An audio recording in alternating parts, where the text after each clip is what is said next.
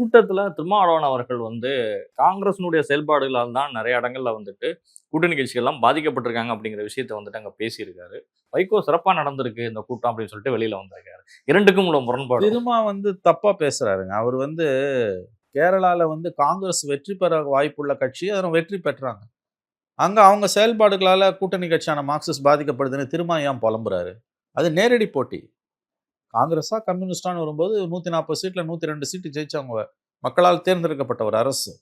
இதை திருமா புலம்புறதுக்கு என்ன இருக்குது? ஒன்று, மம்தா பானர்ஜி விஷயத்துல அவர் பேசுறது விவரப்பிழை, ஃபேக்சுவலி ராங். கேரளா விஷயத்துல factually correct, but politically and logically அது தப்பு. அவங்க கட்சியை வளர்க்கறதுக்கு அவங்க ஃபைட் பண்ணுவாங்க. மேற்கு வங்கத்துல காங்கிரஸ் ஜீரோ. மம்தா பானர்ஜி தோக்கிறதுக்கும் ஜெயிக்கிறதுக்கும் காங்கிரஸுக்கும் சம்பந்தமே கிடையாது. அங்க காங்கிரஸ் பிளேயரே கிடையாது.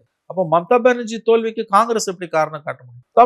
தமிழ்நாட்டுல கூட்டணி கட்சி எல்லாத்தையும் திமுக விழுங்குச்சு.